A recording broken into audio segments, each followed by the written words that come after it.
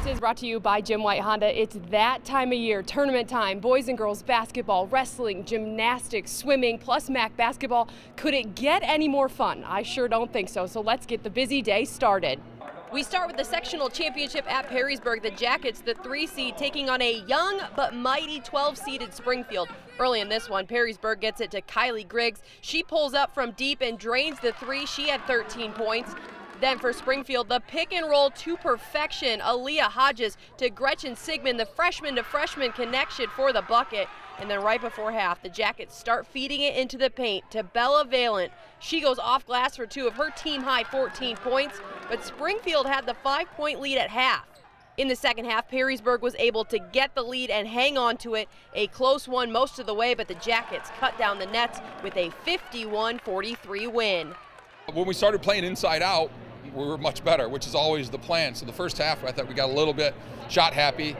Second half, we got to the free throw line a little bit more, started playing through Bella, which we play a lot better whenever we can throw the ball into the paint. It feels really good. Obviously, Springfield's a really good team. They have a lot of talented players, and we just grinded it out and fought every possession, and that's what really helped us win, and that's what will help us get through the rest of the tournament. Over at St. Ursula, the 6-seeded Arrows taking on Start, the 9 seed. Early in this one, Sincere Nicholson on the inbound. They give it right back to her, and she buries the 3 ball. The Arrows trailed early, but they make a push here. Gabby Weitzel with the steal. She dishes to Ashley Zwiza, and she gets the bucket plus the foul. But Start was tough today. Ball over to Nicholson. She drives, puts up the mid-range jumper. Start goes on to win 38-30. And in the Division IV sectional, Toledo Christian, the #1 overall seed, hosting Vanlue. The Eagles leading early, and they'd add to it in transition. Kat Jones leading the charge, and she gets it up to Jocelyn Norman. She finishes at the other end for 2. And Madison Royal Davis continues to make her mark in Toledo basketball history. She gets the layup here to become the City of Toledo's all-time leading scorer in girls basketball.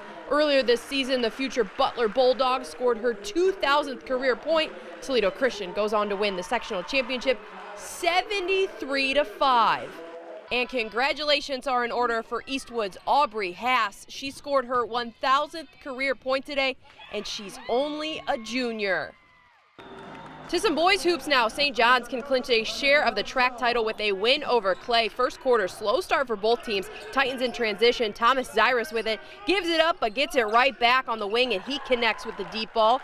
But the Eagles showing some fight. Good ball movement here. Frank Wagenfeld with a pass down low to Noah Hagdahl. He gets it to go from inside the key. And then a little later, Ben Jones goes on the fast break to the other end for the tough layup, but the Titans would eventually pull away in this one. Kennedy Vaughn with the lob pass to Jaden McKinstry. He finishes it. St. John's wins 57-40 and a share of the track title. And another game in the track, Central Catholic taking on Whitmer in the first quarter. Irish working with it on the inbound. Micah Thames with a pass to Jico Johnson in the corner. He lets it fly from beyond the arc and gets the 3 ball to go. And then later, Panthers now, Kane Bokert. He drives to the bucket, puts it up with defenders all over him, but gets it to go for 2. And then the Irish off the missed 3-pointer. Josh Lee is there for the rebound. He collects it and puts it back up for 2. But this game would belong to the Panthers. Darian Parks drives baseline, kicks it to a cutting Tony Fisher, and he gets the bucket plus the foul. Whitmer goes on to beat Central Catholic 59-45.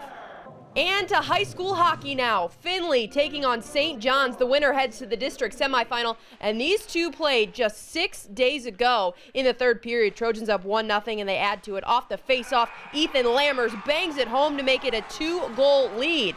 And then with time winding down, the Titans pull their goalie for the extra attacker, but Findlay would get the empty netter, and they win 3-0. It was huge for us, actually. They gave us a lot of momentum and kind of gave us a little bit of juice there on the bench, and we just took advantage of it and finished strong. I think it was pretty inevitable. We were banging the pucks on net right there, and I think we would have scored no matter what, but I think that second goal really set the difference between the whole game. I mean, it really took everything off. And in the second game of the night, Perrysburg taking on Bowling Green in the second period, a scoreless game. Jackets skating the length of the ice. The centering pass, and Cody Schneider puts Perrysburg on the board first.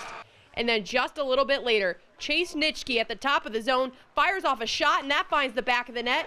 But get this, BG in the third period would force overtime, and in overtime, the Bobcats defeat Perrysburg 3-2.